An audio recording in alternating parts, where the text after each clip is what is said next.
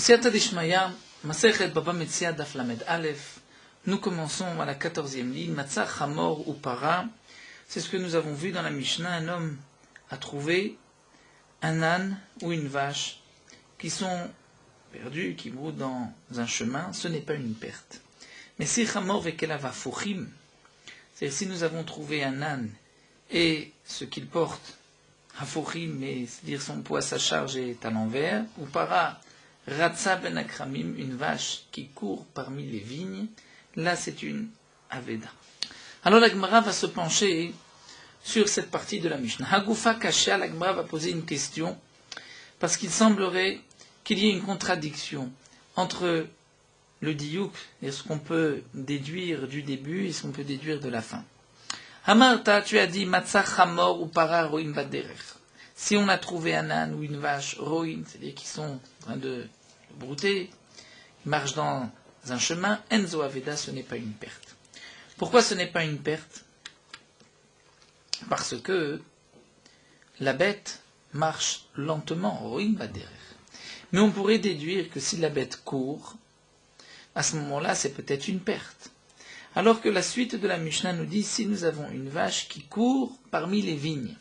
Parmi les vignes, il y a quelque chose de particulier. Comme Rachid avait expliqué dans la Mishnah, c'est que les vignes risquent de blesser la bête. Et donc on voit que quand est-ce que la vache est considérée comme perdue, c'est lorsqu'elle court, mais pas lorsqu'elle court dans un chemin, lorsqu'elle court entre les vignes. Et donc ce que nous avons ici, c'est comme Rachid explique, il y a Tarté les Maliuta, où on peut voir Tarté les Griuta. C'est-à-dire il y a 2 points favorables, ou 2 points qui au contraire vont nous montrer que c'est une perte. Lorsque la vache court, la bête court, c'est une preuve qu'il y a là une perte. Pourquoi? Puisque lorsqu'une vache, nous dit Rachid, court, d'abord, elle risque de se blesser en courant. De plus, elle risque d'aller loin et d'être perdue au point que le propriétaire ne pourra pas la retrouver. Donc, une vache qui court, courir est en soi un signe de Aveda, c'est perdu. Si c'est Ben Akramim parmi les vignes, il y a là une raison en plus que c'est une Aveda, c'est que la bête risque de se blesser. Donc, certainement que le propriétaire ne l'a pas laissée entre les vignes, c'est qu'elle est rentrée sans que le propriétaire ne le sache. Et on peut avoir Tartal Maliuta, c'est-à-dire en chemin, et dans le chemin elle ne va pas se blesser, et une vache qui ne court pas, qui marche, là aussi c'est un point pour nous dire, un point fort pour nous dire que ce n'est pas une perte, que le propriétaire l'a laissée.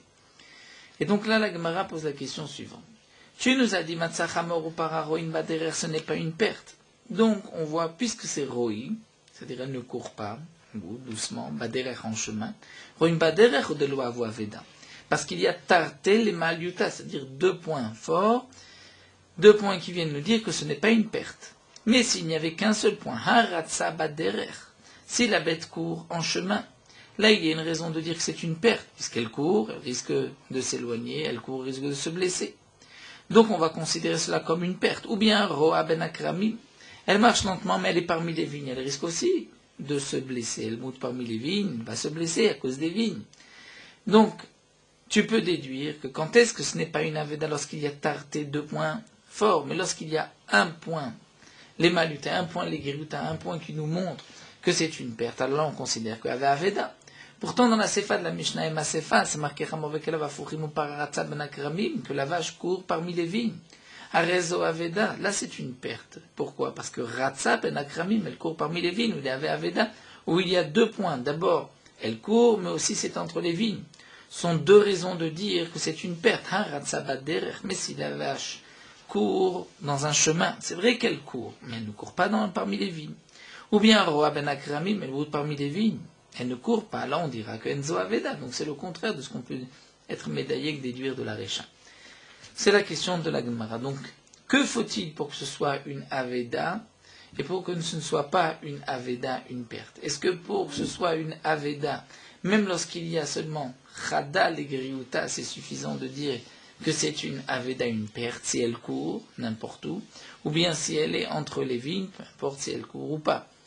Là, c'est une raison de dire que c'est une perte. Est-ce que c'est suffisant ou bien il faut deux raisons pour dire que c'est une perte, c'est-à-dire il faut que la vache court, mais aussi parmi les vignes où elle aurait deux raisons de se blesser, donc deux raisons de dire que le propriétaire ne l'a pas laissé et que c'est véritablement une perte. Donc c'est la question de la Gemara. Amar Abaye, Abaye répond, Yagid ala vreo. Nous dit Abaye, c'est-à-dire son ami dira sur lui, c'est-à-dire l'autre cas va dévoiler sur le premier. Tana roebaderer de la aveda. Nous explique Abaye, le Tana a commencé par nous dire qu'une vache qui moute en chemin, qui ne court pas, ce n'est pas une aveda. Mais en vérité, Huadin le roe ben akramim. Le même din est le même si elle est roa ben akramim, c'est-à-dire si elle moute parmi les vignes. Et Tana ratza ben akramim d'ave aveda, Huadin le ratza baderer. Et le Tana nous a marqué ratza ben akramim. Mais en vérité, ce n'est pas seulement Ben Akramim, c'est même si c'était en chemin. C'est-à-dire, nous dit Abaye, puisque la Mishnah rapporte au début au roi Baderer, ce n'est pas une perte, et ensuite Ratza Ben Akramim, c'est une perte, l'essentiel de la Mishnah est de nous dire Roa ou Ratza. Est-ce qu'elle court ou est-ce qu'elle route gentiment? Le chemin ou la vigne, ça peu importe.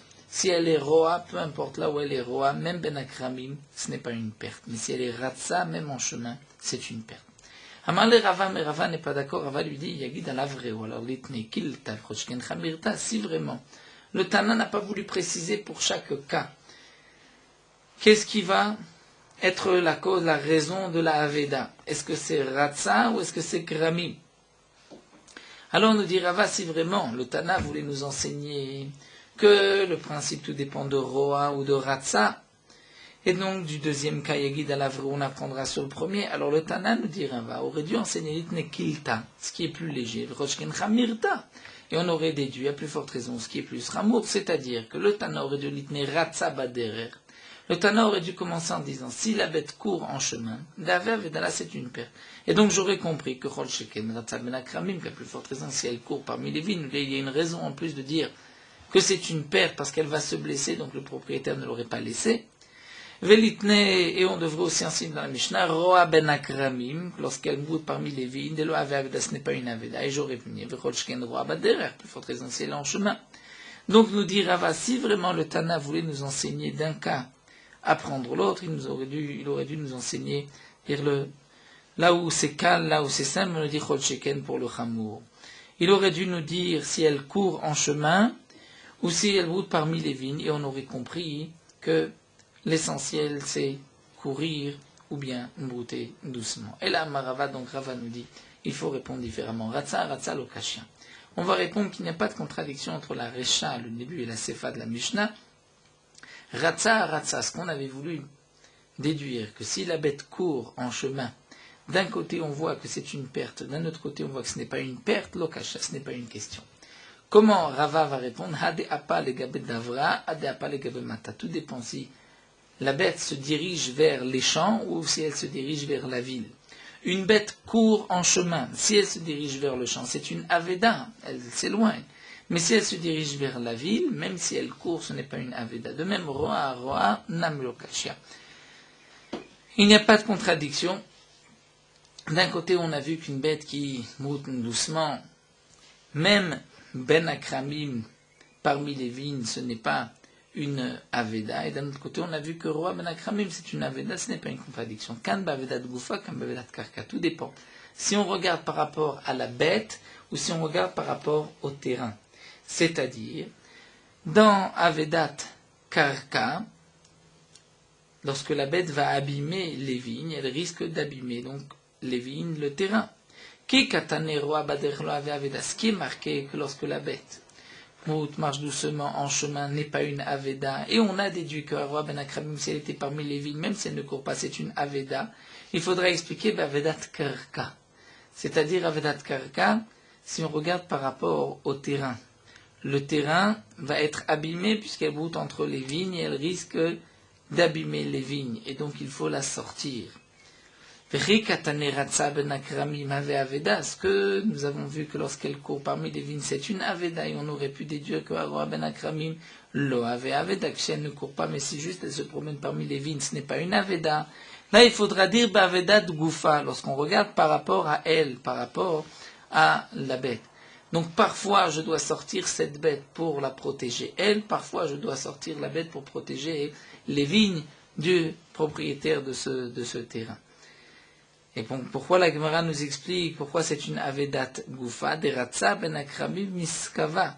Lorsqu'une bête court parmi les vignes, elle va se blesser, alors que roi ben Akramim l'homme Miskava, elle ne va pas se blesser, donc je n'ai pas besoin de la sortir par rapport à elle. Mais demande la Gemara, c'est vrai que tu n'as pas besoin de la sortir par rapport à elle, puisque elle ne va pas se blesser. Mais malgré tout, tu dois la sortir par rapport au propriétaire du terrain. Roi ben Akramim, mon Agmanid, l'homme Eskava. C'est vrai que la bête ne va pas se blesser. Mais typok les Mishum Avedat Karka, tu dois quand même la faire sortir parce que elle est en train d'abîmer le terrain. Alors la Gemara répond Bédékouti. On parlera dans le cas où la bête d'un juif est en partie s'est enfuie, ensuite est en train de monter gentiment. Ben Akramim parmi les vignes, mais les vignes appartiennent à un Kouti. Kouti, c'était donc un peuple qui s'était converti, qui ont le statut de non-juif, comme la Gemara nous dit ailleurs, Giremet ou Girarayot. Veti pokle mishum avedat goufa. Alors la Gemara continue, mais malgré tout, la bête, tu devrais la sortir. Donc c'est vrai que tu ne la sors pas parce qu'elle ne va pas se blesser, puisqu'elle ne court pas. Mais on a dit que tu aurais dû la sortir à cause des vignes qu'elle va abîmer. On parle que c'est un Kouti. Malgré tout, tu devrais quand même faire sortir la bête, parce que le Kouti, lorsqu'il voit que cette bête abîme ses vignes, il va la tuer. Donc, tu devrais, pour protéger la bête et pour la rendre à son propriétaire, tu devrais la sortir. Peut-être qu'on va la tuer. La Gemara répond, pas dans une ville où d'abord on va avertir avant de tuer. Elle dit, la Gemara, mais peut-être qu'alors on l'a déjà averti, comment peux-tu savoir? Peut-être qu'il faut que tu te dépêches de la sortir, sinon ils vont la tuer puisqu'ils ont déjà averti le propriétaire. Là, la Gemara répond, dans ce cas-là, si on a, c'est-à-dire le Kouti a déjà averti le propriétaire que lui ne fait pas attention, c'est sûr que c'est une aveda midat, et donc c'est sûr que je n'ai pas besoin de rendre la bête.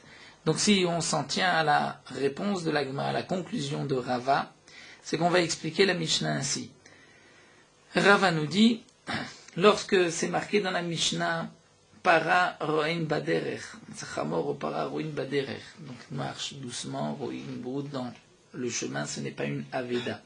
C'est vrai qu'on peut déduire que si la para se trouve parmi les vignes, dans ce cas-là, si elle se trouve parmi les vignes, il faudrait la sortir. Mais il faudrait la sortir pas pour la bête, puisqu'elle ne court pas. Il faut la sortir pour les vignes qu'elle est en train d'abîmer. C'est vrai aussi qu'on peut être médaillek, parce qu'elle est roa baderech, mais si elle court baderech, c'est une aveda. Comment ça?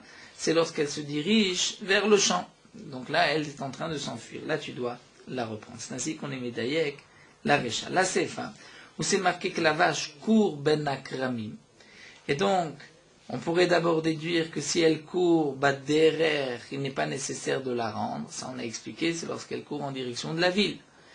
Et ce que nous avons vu, deuxième diyo, que para ratza ben akramim, mais si la para est roa, c'est-à-dire elle broute ben akramim, où là il n'est pas nécessaire de la faire sortir, oui, c'est par rapport à la bête elle-même qui ne va pas se blesser, et lorsque le champ est le champ d'un Kouti qui de toute manière va avertir le propriétaire avant de la tuer. On continue. Nous avons vu dans la Mishnah, Irzira ou Bacha, un homme a ramené la bête qui s'était enfuie, il fait Hashevat Aveda, et la bête s'enfuit une autre fois, il faut à chaque fois la ramener. Amar Leo Merdira Banan le Rava. Un Talmid Chacham a posé la question à Rava. Emma, Hashev Chadazimna. C'est vrai que la Torah nous a dit Hashev Teshivem, mais nous avons traduit dans la Mishnah Hashev Teshivem, même plusieurs fois. Mais peut-être, devant ce Talmid Chacham à Rava, Hashev c'est Chadazimna une fois. Teshivem c'est 13 zimna, c'est-à-dire le Teshivem vient nous dire une deuxième fois. Dire au bout de 2 fois, il n'est plus nécessaire de la rendre. Donc on ne va pas la ramener si elle s'enfuit 10 fois. Donc la Gemara répond, Amarle Hashev afiloukuf pamim mashma. Hashev signifie même 100 fois. On entend même 100 fois. Ramène-la autant de fois. Donc dans la Mishnah c'est marqué 4-5 fois. Donc on a dit que c'est pas que 4-5 fois, mais c'est même 100 fois. En tout cas c'est sûr que ce n'est pas juste 2 fois, puisque c'est marqué Hashev. La Gemara continue, Teshivem. Qu'est-ce qu'on est doré du Teshivem? En yela les bétos. je dois rendre la Aveda dans sa maison. Les Ginatov, les Chorbato, si je le mets dans son jardin, je rends la bête à son propriétaire dans son jardin ou dans sa ruine. Minen, est-ce que je sais que j'ai accompli la mitzvah de Hashava, Tamodoma, Teshivem. Toi, dit Teshivem, c'est le Mikol Makom de toutes les manières. Comme tu peux le rendre, tu le rends. Demande à Gmaïchida, mais de quel cas il s'agit? Des Mintera. Si c'est un endroit qui se garde, alors Pshita. C'est sûr que c'est une bonne Hashava, puisque c'est un endroit gardé. Et des l'homme Mintera, c'est un endroit qui ne se garde pas. Alors, Ama, et pourquoi? Pourquoi on peut considérer que c'est une Hashava. Peut-être que cette bête va encore disparaître, elle va être prise par quelqu'un. La Gemara répond le Olam des Minter. En vérité, on parle que l'endroit est gardé. Akamashmana le Chidouche, que nous dit la Gemara ici Teshivem, même si, donc Teshivem Mikol Makom, même dans son jardin, c'est-à-dire de l'Obainan Dad Baalim. Il n'est pas nécessaire de lui faire savoir, de lui dire, regarde, je l'ai mis dans ton jardin. Bien sûr qu'on parle d'un endroit, un jardin qui se garde, mais même s'il n'est pas au courant, j'accomplis la mitzvah. Ked Rablazar, comme Rablazar a dit, Dama. Rablazar a enseigné à Kol Tzrichim Dad Baalim, Chutz Mashavat Aveda. C'est-à-dire, dans tous les cas, il faut le Da'at Ba'alim, c'est-à-dire, nous explique Rashi, un ganav, un voleur, un gazlan, donc celui qui vole en cachette ou ouvertement, qui veut rendre l'objet, puisque la Torah dit Veshet Akzel Asher Gazal, il doit rendre l'objet, mais le faire savoir à son propriétaire. Les Arba Shomrim, les 4 Shomrim, qui ont reçu en dépôt une bête, et qu'ils vont la rendre maintenant à son propriétaire, il est nécessaire de faire savoir au propriétaire. Si ils n'ont pas fait savoir au propriétaire que la bête est morte ou elle a été volée, ils sont responsables, dire le voleur est responsable ou celui qui avait gardé la bête est responsable, étant donné que le propriétaire, qui avait su que la bête avait été perdue, mais il ne savait pas que la bête lui a été ramenée, donc ne va pas faire attention, et même ne va pas la nourrir. Donc la Gemara nous dit, Lobainan Dad Baalim, c'est le chidouche. Ici aussi, il n'est pas Dad Baalim, puisque Rablaza nous a dit que Akol, c'est-à-dire pour le Ganav, l'Arba Shomrim, il faut le faire savoir, mais dans Shvat Aveda, ce n'est pas nécessaire. Chutz ma Shavat Aveda. Pourquoi pour la Shvat Aveda, il n'est pas nécessaire de le faire savoir à son propriétaire? Pourquoi de remettre, c'est juste suffisant? Torah Ribeta Hashavot Arbe. Parce que la Torah, en marquant Hashev Teshivem, ce double langage permet de le rendre de n'importe quelle manière, c'est-à-dire même si le propriétaire n'est pas au courant. Alors la Gemara continue, Shaleach, Teshalach, à propos de la mitzvah de Shiloh Hakan, de renvoyer la mère. C'est un double lachon, Shaleach, Teshalach. Emma, la Gemara nous dit, alors peut-être qu'on va dire Shalach Hadazimna. Tu renvoies une fois, la bête revient, l'oiseau revient, Teshalach, désigné une deuxième fois. Mais si ensuite l'oiseau revient, peut-être que tu n'as pas l'obligation de la renvoyer. Hamarle, il lui a répondu, non, la Torah a dit Shaleach, Teshalach. Shaleach, on entend Afilu Mea Pe'amim. Même 100 fois, le chaler signifie même 100 fois, tu dois la renvoyer. Alors, teshalar, qu'est-ce que la Torah a besoin de me dire, le teshalar, ce double langage? Je n'ai que l'obligation de renvoyer la mère que pour devoir reshut, c'est-à-dire si je veux pour quelque chose de facultatif. C'est-à-dire je veux égorger la bête, je n'ai pas besoin de l'oiseau, j'ai besoin de le manger. Donc la Torah me dit, tu ne pourras pas prendre le tekach ha'em alabanim, tu dois renvoyer la mère. Mais l'idvar mitzvah, c'est pour une mitzvah. J'ai besoin d'un pigeon pour un korban, pour un metzora, par exemple, un lépreux. D'où est-ce qu'on sait qu'il y a aussi une interdiction de prendre em alabanim, Talmud lomar, teshaleh, c'est-à-dire shaleh, teshalach, le teshalach vient dire mikol makom, dans tous les cas, tu dois renvoyer. La Gemara continue à parler au Medi Rabanan les Ravan, Tamit Racham me pose la question à Rava. De même pour cette mitzvah de Ocheach Tochiyach, de faire une remontrance, de dire à son prochain, ce que tu fais n'est pas bien. Emma, on n'a qu'à dire que Ocheach c'est Chadazimna. Et Tochiyach c'est Trezimna. Donc peut-être que l'obligation de faire une Tochacha, de réprimander quelqu'un, ce n'est que 2 fois. Hamarle lui a dit non, Ocheach afilu kuf pa mimashma. Lorsque la Torah dit Ocheach, on entend dans Ocheach dire autant de fois qu'il est nécessaire. Alors la Gemara continue, puisque Ocheach signifie même 100 fois. Alors le Tochiyach, qu'est-ce qu'il nous apprend? En li elad arav le talmid. Je n'ai que l'obligation du maître de faire une tochacha à son élève, de le réprimander. Mais talmid le rav, un élève au maître, est-ce qu'il a une obligation? Minaim tamud lomar ocheach tochiach, il faut dire au maître, bien sûr d'une manière détournée, pour ne pas manquer de respect au maître, mais il faut lui dire, la mitzvah de ocheach tochiach s'applique même pour un élève vis-à-vis de son maître. La Gemara continue avec une autre mitzvah, Azov ta'azov imo. Azov ta'azov imo est marqué dans la Torah à propos de l'obligation de prika. Lorsque tu vois une bête qui a des difficultés à porter, tu dois aider le propriétaire à enlever une partie de la charge. Et la Torah dit Azov ta'azov imo, tu l'aideras. Donc le imo signifie Eni là-bas la vimo, je ne dois aider que si son propriétaire est là et que le propriétaire essaye aussi, il n'y arrive pas, je l'aide. Mais Shen ba la vimo, si le propriétaire n'est pas là, si je vois la bête, est-ce que je dois me charger de l'aider à la charge, à la prika, à la tigna? On dira non. Azov ta'azov. La Torah dit Azov ta'azov mikol makom. C'est-à-dire que même dans le cas où il n'est pas là, tu as aussi la mitzvah, puisque la Torah dit Azov ta'azov, dans tous les cas. La Gemara continue, Hakem Takim. Nous avons un autre passage qui nous dit à propos de la Teina, c'est-à-dire de l'obligation qu'un homme a à aider à charger une bête. La Prika, c'est à décharger une bête, et Hakem Takim, c'est charger une bête. En li la Be'al Avimo, donc je n'ai que le cas où les Be'alim, les propriétaires, sont avec lui. Si les propriétaires sont avec lui, donc je vais l'aider. Mishen Ba'alavim aussi, le propriétaire n'est pas avec lui. Est-ce que j'ai une mitzvah de l'aider minaim? Talmud le Malagma répond oui. Hakem Takim. C'est-à-dire la Torah a dit Hakem Takim, tu vas l'aider à mettre la charge. Donc Hakem Takim se double la charge, dit Mikol Makom, de toutes les manières, dans tous les cas, même s'il n'est pas là pour t'aider, tu le fais. Alors nous dit la Gemara, la Malel Imertav Prika, Valal Mertav Teina. Pourquoi la Torah précise et nous rapporte la mitzvah d'aider la Prika, c'est-à-dire à enlever la charge d'une bête, et la mitzvah de charger une bête. Pourquoi ces deux enseignements? Tzriche, nous dit l'Agma, on n'aurait pas pu déduire l'un de l'autre, on a besoin des deux. Dit que si le Torah avait parlé juste de Prika, que tu as l'obligation de décharger une bête, j'aurais pu dire pourquoi la Torah m'oblige de descendre le poids. Parce qu'il y a une perte au propriétaire, mais il y a aussi une souffrance à la bête. Donc puisqu'il y a une souffrance à la bête, et que le propriétaire va perdre puisque la bête s'affaiblit lorsqu'elle n'arrive pas à porter, donc j'aurais pu croire que j'ai une obligation d'aider à décharger, avalteina, mais la mitzvah d'aider à charger, de l'aftsarba lechaimika. Il n'y a pas de souffrance de la bête. Velo chisaronkis, et lui, il ne va rien perdre si sa bête ne porte rien. Emma lo, on aurait pu croire que je n'ai pas la mitzvah de l'aider à charger, comme Ashman, que j'ai la mitzvah. Inversement, si la Torah nous avait dit que tu as l'obligation de charger une bête, j'aurais pu dire Mishun de Besrar.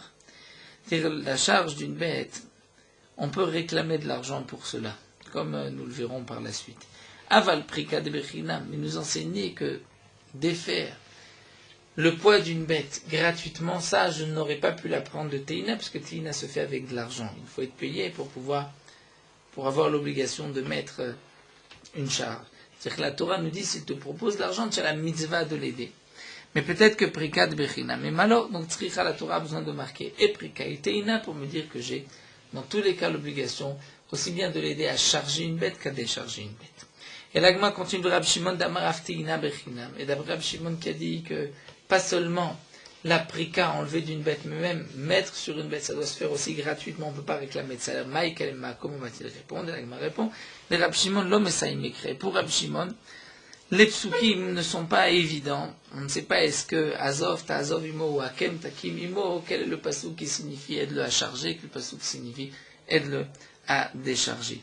Puisque d'un côté, la Torah nous dit, si on veut reprendre les psukim, lorsque tu vois l'âne de ton ennemi, on verra que signifie ton ennemi, qui est accroupi sous le poids, et la Torah dit donc tu ne veux pas l'aider, alors on dit Azov, Ta'azov imo, aide-le.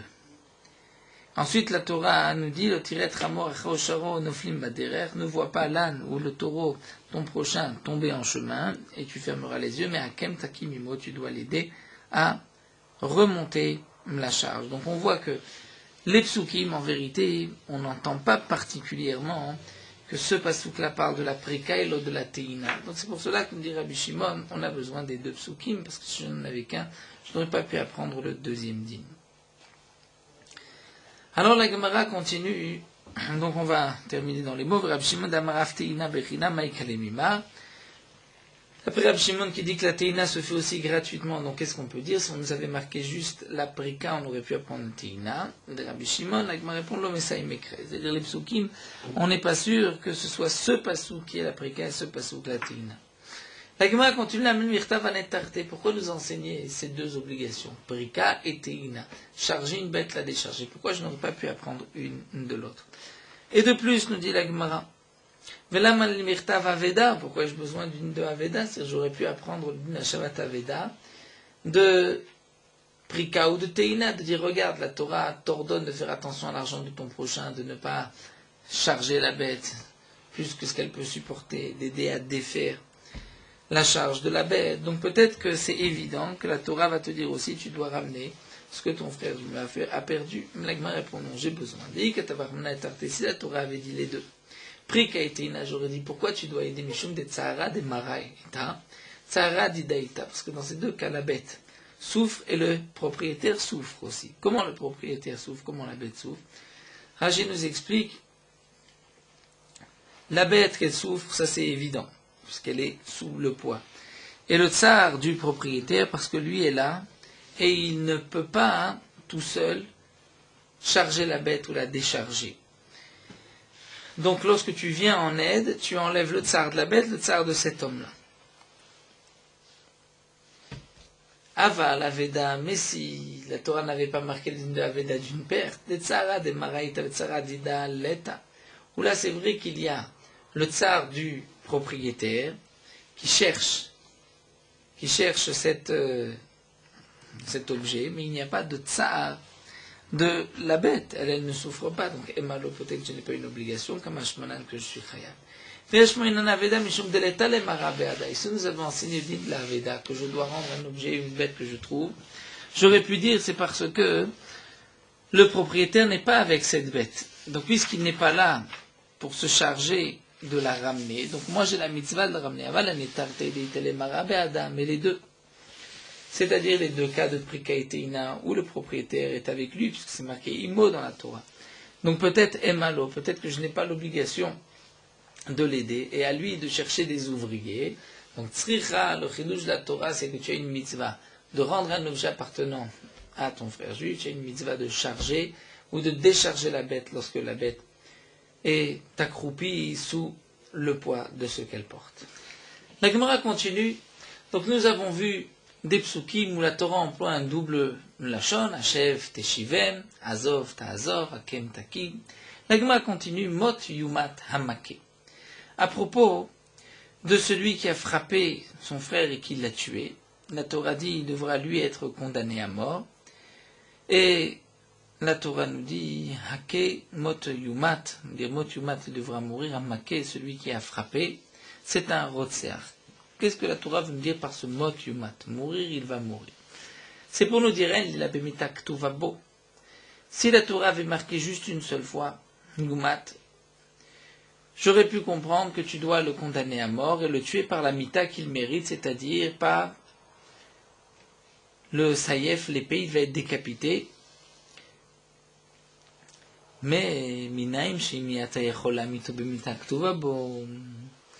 D'où est-ce que tu sais que si tu ne peux pas le tuer par la mita qui est marquée dans la Torah, la condamnation à mort, que shatarashai la mito bechol mita shtechola mito, que tu auras le droit de le tuer par n'importe quel moyen. Comme le dit Rashi, par exemple, il est en train, il s'enfuit sur un bateau, tu as le droit de lui lancer une flèche et de le tuer. D'où est-ce que je sais? Talmud Lomar, mot yumat. La Torah emploie ce double terme, langage, mot yumat, pour dire que tu le tues.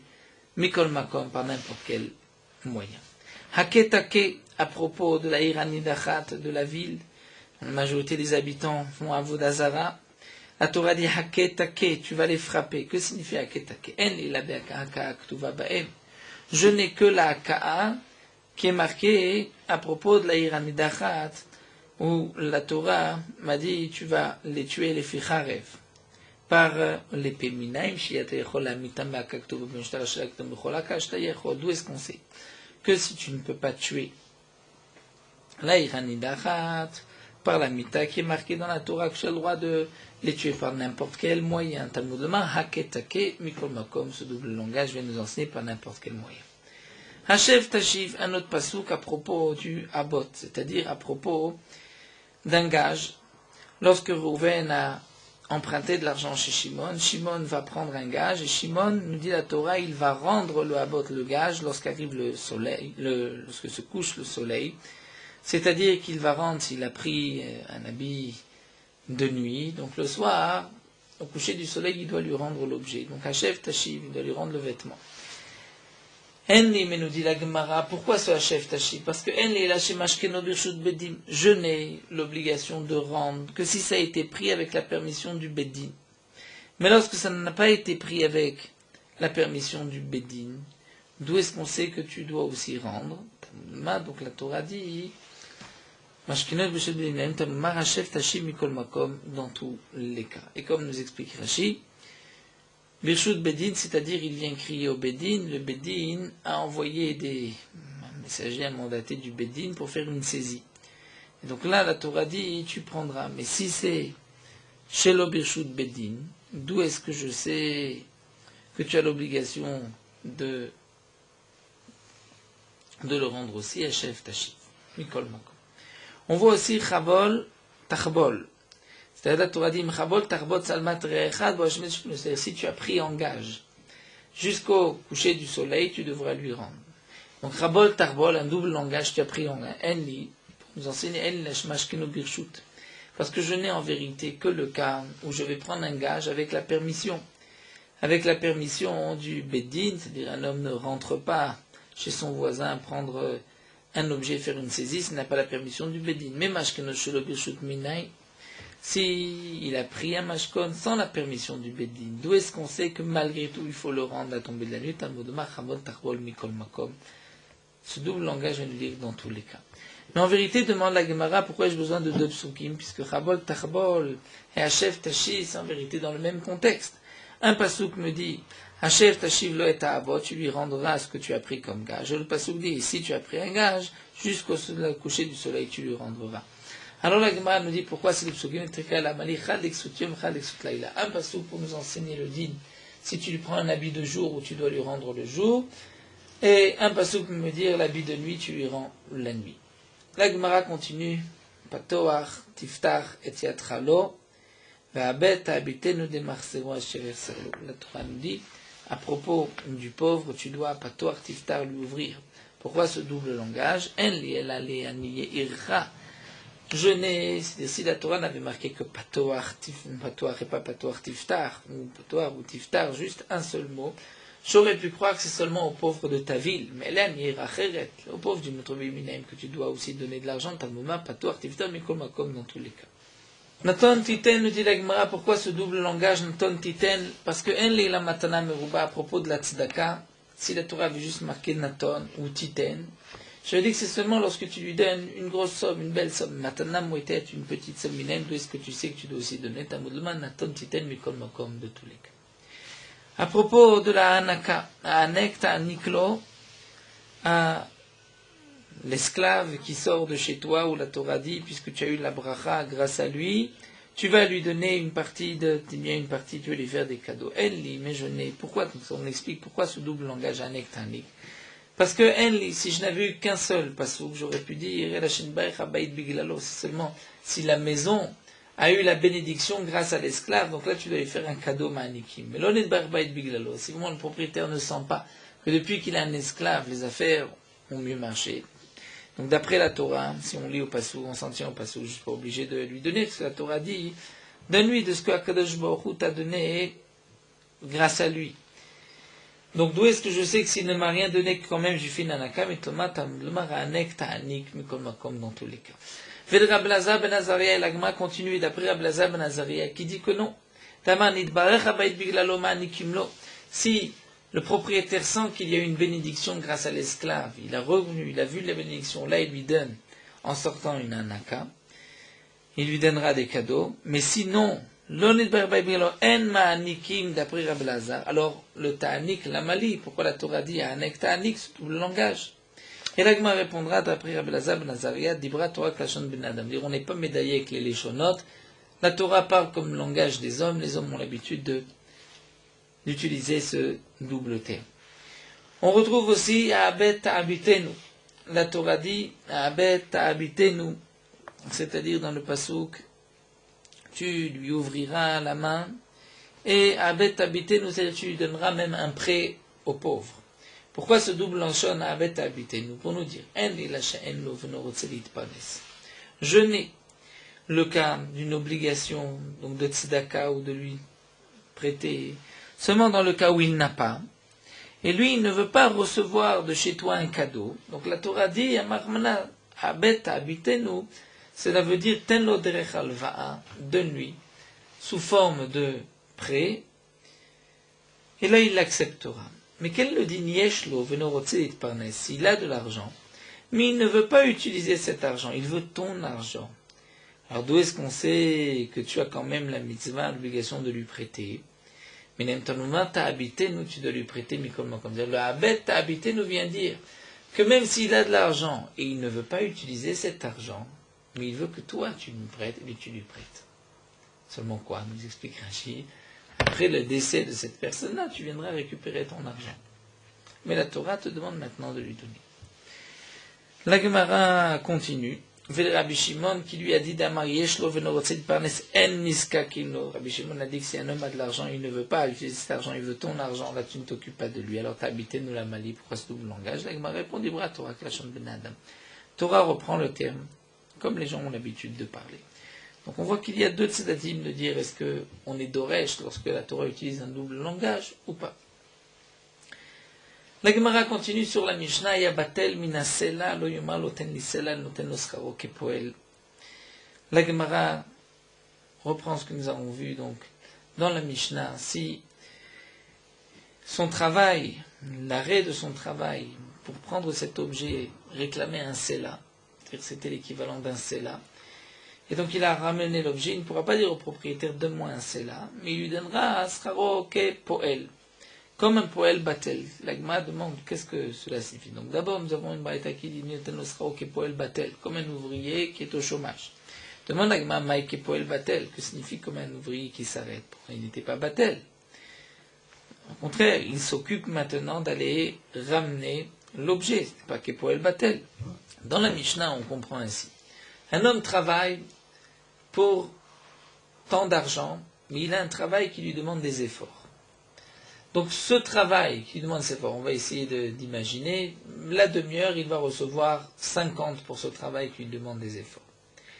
Donc pour ramener l'objet, il va aussi prendre une demi-heure. Mais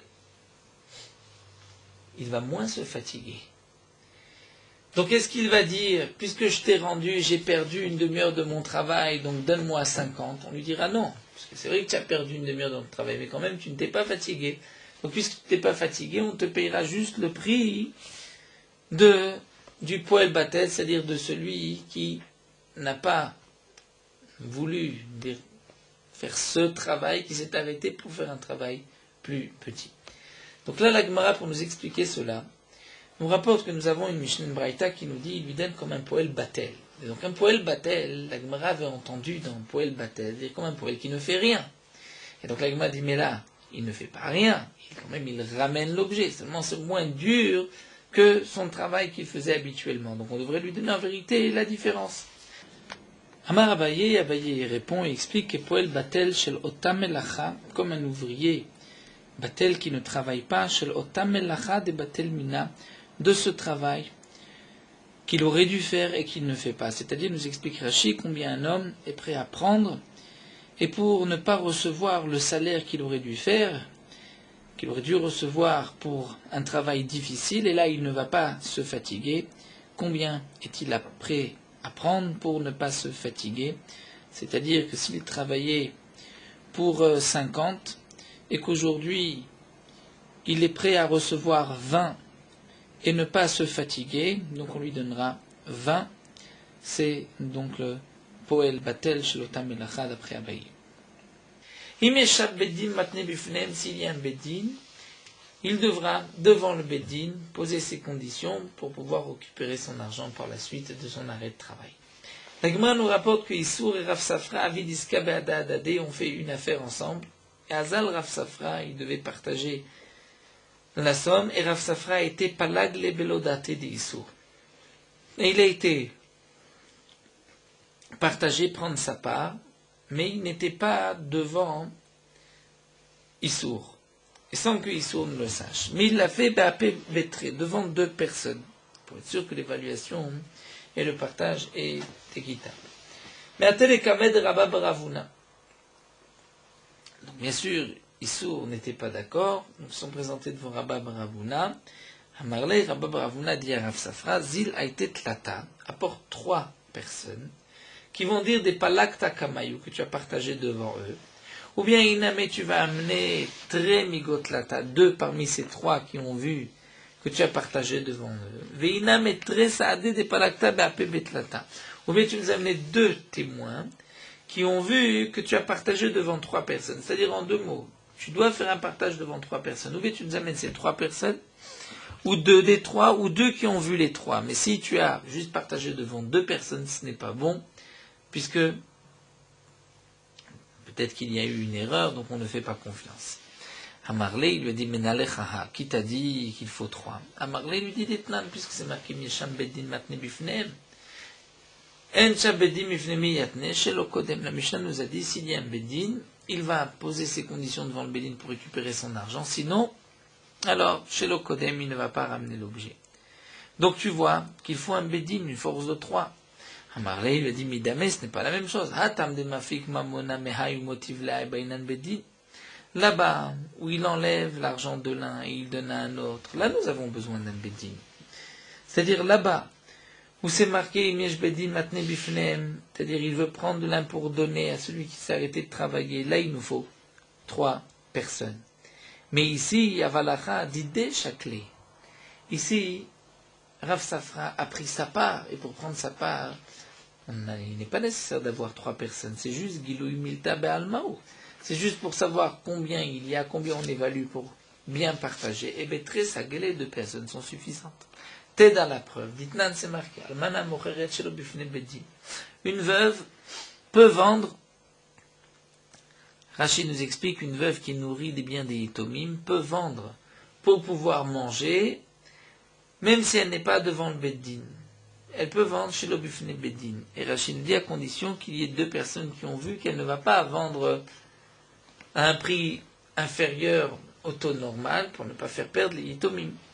Donc tu vois, puisque c'est marqué que Almana Mochet Shlobifne Beddin, donc tu vois que Betré, en vérité, 2 sont suffisants.